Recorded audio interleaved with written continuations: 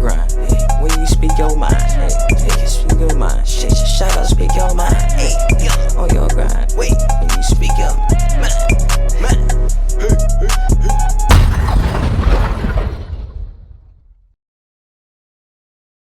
November 1st, I just feel like will be a day that, the hip hop community, the city of Atlanta, and just people that this man has touched will be forever, ingrained into their memory. And at this point, y'all pretty much know who I'm about to say at this point, but it's still hard to say these words coming out of my mouth. But R.I.P. to Takeoff, one of the innovators of this new generation of rap, and also too this past Saturday he was laid to rest at the Atlanta Hawks basketball arena. And just me personally, man, I feel like the Migos were literally the culture. They brought in a whole new sound to the rap community, and you making headways when you got Snoop talking about how all young rappers sound alike at the time when he was when they first had dropped and everything. But it was a sound that carried them on for so long, for 10 plus years almost, and how everyone just kind of gravitated toward that new sound. But and if you guys watch any of the Migos interviews, they all said that Takeoff was the first one to actually start that flow, and then it was just a rocket ship that just took off. And no pun intended.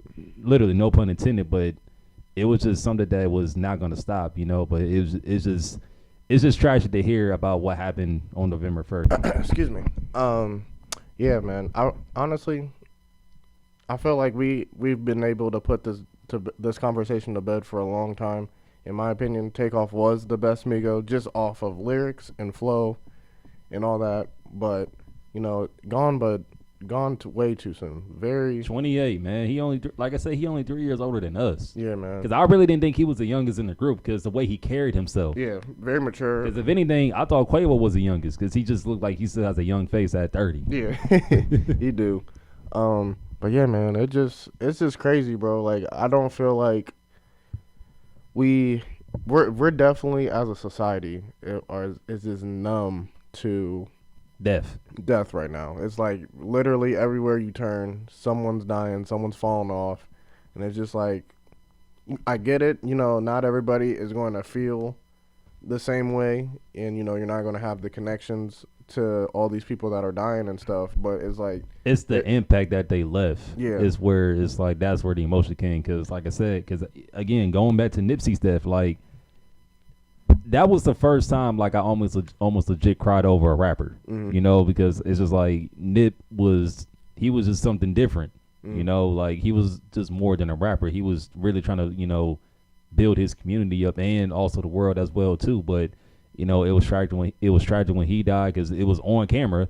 Then of course after that it was like just a roller coaster of rappers dying because I think XX Tekashi Young, he had passed like a little bit after that. Pop Smoke had passed. But ultimately I think like what really hit everybody was when Kobe died. Yeah, because that right there I think the world stopped when that happened. Oh no, I feel like also people's attention spans are just so short and they don't really like take the time to like really gather.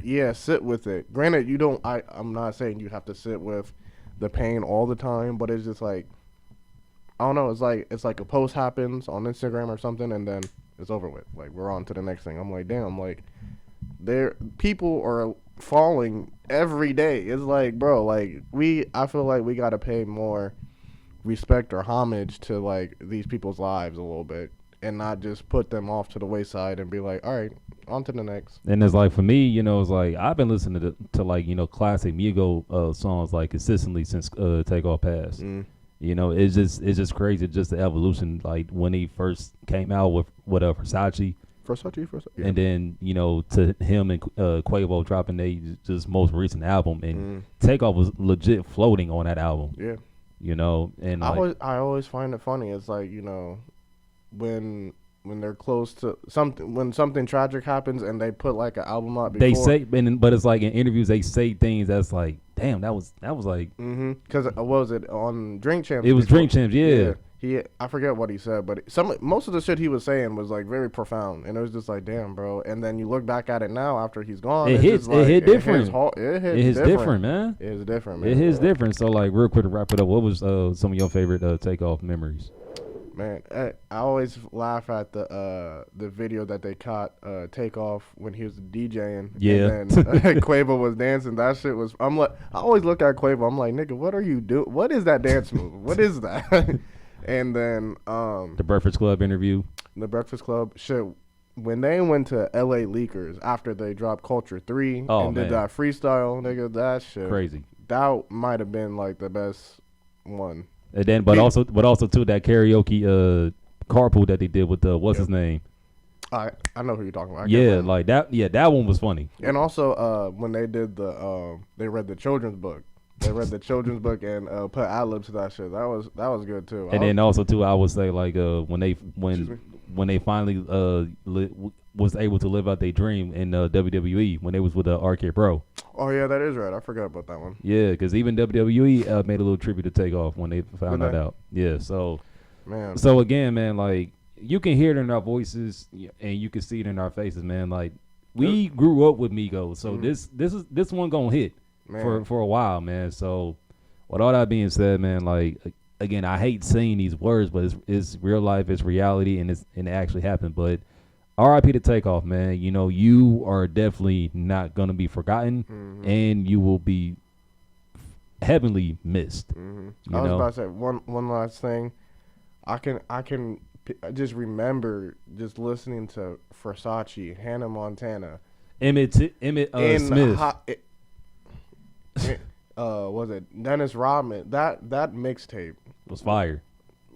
That like literally captured my freshman year in high school. And then by the time we got to our our senior year, that's when like No Label had dropped, No Label 2, and then like I said, Rich Nigga Timeline, when that had dropped, that's when I knew Takeoff was about to be something. Yeah. Because I feel like that's when he was really, getting into his bag on those songs for real. Because like I said earlier, I feel like on No Label 2, Quavo and Offset was kind of carrying that mixtape, but Takeoff was right there with him. Right.